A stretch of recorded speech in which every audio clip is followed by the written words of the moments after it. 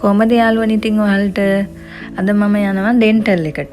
Dental එකට ගිහිල්ලා ගෙදර වියන නැන්ද කෙනෙක් ඉන්නවා. එයාගේ රෙදි ටික අරන් එන්න තමයි යන්නේ. මේ පිටිපස්සේ ලොකු බෑග් එකක් අරන් යන්නේ රෙදි ටික ගේන්න. ඉස්සර නම් ඉතින් මේ වැඩවලට මං යන්නේ තනියම. දැන් ඉතින් මට මහත්තයත් ඉන්නවනේ. දැන් අපි දෙන්නම ඉතින් නැන්දලා ගෙදර ගියා. යනකොට ඕන් අපේ යාළුවෝ කට්ටියකුත් හම්බ වුණා මගදී. ඉතින් එයාලගෙන් නම් බේරෙන්න බෑ. හම්බුනහම ඇගේම තමා. එක්කෙනෙක්ගේ නම චබි, අනිත් එක්කෙනාගේ නම රූබි, අනිත් එක්කෙනා රයිසි. මම කොයි වෙලාවෙ කොහොම ගියත් එයාලගේ ආදරේ අඩුවක් නැහැ. මහත්තයා ගෙදර ආවට පස්සේ කුරුණෑගල ගියේ කාලෙකේ. ඉතින් අපි රෙදි ටිකක් කපාගෙන ආවේ 6 පාරෙන්. 6 පාරෙන් එන ගමන් අලව්වෙට වෙලා තියෙන විපත දැක්කා. මේ තියෙන්නේ අලව්වේ මා ඔය පේන හැටි. ඉතින් ගම් වතුරෙන් පස්සේ මා ඔය ඉතින් නිස්කලංකව ඔහේ ගලාගෙන යනවා. වතුර මට්ටම තිබුණු විදිහ අපිට හිතා ගන්න බෑ බලද්දි මෙච්චර උඩට වතුර ඇවිත් තියනවාද කියලා. ඉතින් ඔය විදිහට අපි හිමින් දවල් වෙන්න කලින් ඉතින් ගෙදර ආවා. ඇවිල්ලා ඉතින් බරට බරගෙන බෑග් එකක් තියලා මට ඉතින් සාරි ටික ආපහු ලියලා බලනකන් ඉවසිල්ලක් නැතුව හිටියේ. සාරි ගොඩක් ඉතින් තිබුණ නැහැ. අර පහුගිය දවස් ටිකේ වැස්ස නිසා වියා ගන්න අමාරු වුණා කිව්වා. ගියපු එකේ ඉතින් රෙදි ටික කපාගෙන ආවා. එකම පාටින් කීපයක් තමයි තියෙන්නේ. මේක ඉතින් එකම විදිහට අඳින්න ඕන මිස්ලට් කීප දෙනෙක් ඉල්ලලා තියෙන්නේ. ඉතින් එයාලට දෙන්න මම අරගෙන ආවා. ඉතින් ඔක්කොම එකම විදිහට වගේ තියෙන කලර් එක අන්කොමන් නිසා සෑහෙන දෙනෙක්ගේ ඉල්ලුමක් තිබුණා. දැනට තව එක සාරියක් විතරයි තව යන්න තියෙන්නේ. ඉවරයි. ඊට පස්සේ ආයේ මේ පාටින් නූල් දාන්නේ මම ආයේ මාස 3කින් විතර වගේ පස්සේ.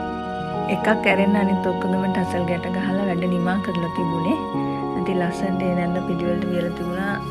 සෑහෙන කාලෙක ඉඳලා වියලා නැන්ද කෙනෙක්. ඉතින් මට ආය අත ගහන්න දෙයක් තිබුණේ නැහැ. ඒ වුණාට මම සාරියේ දිග චෙක් කරන එක දැන් පුරුද්දක් කරගෙන තියෙන්නේ. මොකද පහුගිය දවස් ටිකේ මම වියනකොට සැරේ ගිහිල්ලා බැලුවේ නැහැ. ඒ නිසා පුරුද්දක් විදිහට දැන් මම සාරියේ දිග චෙක් කරලා බලනවා. හැන්ඩ්ලූම් සාරියක් අඳින කෙනෙක් වැඩේ මෙච්චර අමාරුයි කියලා හිතන්නේ නැහැ. ඉතින් නමලා ගෙනාව සාරි ටික ආයේ දිග ඇරලා එකින් එක මැන්නා. වියන රෙද්දක් මැෂින් එකෙන් ගලවනකොට ආයේ මදින්න දෙයක් නැහැ. මොකද හොඳට මැදිලා තමයි රෝලේ එතෙන්නේ. ඒ එතෙන රෝල තමයි අපි මේ එහෙමම කපලා ගන්නෙ. ඉතින් එහෙම ගෙනාව රෙද්දි මං අතින් එනකොට චුට්ටක් පොඩි වෙලා තිබුණේ. දැන් ඉතින් ඔක්කොම දිග ඇරියා. දිග ඇරලා මැනලා මැදලා තමයි ඉතින් ආයෙත් තියන්න වෙන්නේ. මේක ඉතින් ලොකු ප්‍රොසීඩියර් එකක් තියෙනවා අපිට කරගෙන යනවා. මොකද නූල දාන තැන ඉඳලා මෙහෙම රෙද්ද කපලා අතට අරගෙන ඒක ෆිනිෂ් කරලා පාරිභෝගිකයා අතට යනකම් ලොකු කැපවීමක් මේ වෙනුවෙන් කරන්න ඕන. මොකද පොඩි ඩැමේජ් එකක් කියන්නේ කියන්නේ අපේ සුළු අත්පසු වීමක් ලොකු ඩැමේජ් එකක් විදිහකට සාරියකට එන්න පුළුවන්. වියාගෙන යනකොට කැඩුණු නූලක් අපිට ගන්න බැරි වෙලා අඟලක් දෙකක් ඉස්සරහට ගියා කියන්නේ ඒක ඩැමේජ් එකක් විදිහට තමයි අපිට එන්නේ. එතකොට ඒ චූටි අතපසු වීම නිසා අපිට සාමාන්‍ය සමහර වෙලාවට සාරියේ රුපියල් 300ක් 400ක් අඩු කරන්න වෙන වෙලාවල් තියෙනවා. ලංකාවේ ඉතින් මේ ශාස්ත්‍රයේ දැනට විවීම් කටයුතු වල නියැලිලා ඉන්නේ අවුරුදු 50 විතර ඉක්ම වූ කට්ටිය. ඒත් කාන්තා පිරිස තමයි ඒ වෙනුවෙන් යෙදිලා ඉන්නේ.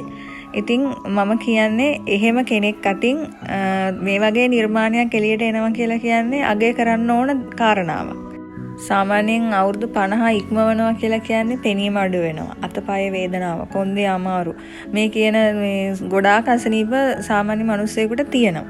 ඉතින් එහෙම කෙනෙක්ට මේ ශාස්ත්‍රයේ නියැලෙනවා කියන්නේ ලොකු අසුවිරු කාරණාවක්. ඒ වුණාට මේ නැන්දලා ඒ වෙනුවෙන් කැප වෙලා මංගාව ඉන්න ඔක්කොමලා ඒ වගේ කට්ටිය අවුරුදු 50ට කිට්ටු අය 50 ඉක්මවෝ අය ඒ වගේ කට්ටිය තමයි ඉන්නේ. එයාලා රස්සාවක් විදිහකටවත් මානසික වැටුපක් ලබන්නවත් නෙමෙයි මේක කරන්නේ. එයාලගේ මානසික සුවය සඳහා තමයි ඉන්නේ. එයාලා කියන්නේ ගෙදරට වෙලා තනියෙන් එක දෙයක් ගැන කල්පනා කරනට වඩා මෙතන ඇවිල්ලා පිරිසක් එක්ක කතා බහ කරලා වැඩ කරනකොට වැඩෙත් වෙනවා. අපේ මනසත් සැහැල්ලු වෙනවා කියලා. ඉතින් යාළුවනි මේක ඇතුලේ තව කතා ගොඩාක් තියෙනවා. හරි සුන්දර කතා තියෙන්නේ. මනුස්සයෙක්ගේ ජීවිතේ වටා කර්මාන්තය කොහොමද ගොඩනැගිලා තියෙන්නේ කියලා ඉතින් මම ටික කියන්න අවස්ථාව ලැබුණාම ඉතින් එකතු වෙන්න එතුගල හැන්ඩ්ලූම් YouTube channel එක subscribe කරලා තියාගන්න. අපේ page එකක් තියෙනවා එතුගල හැන්ඩ්ලූම්.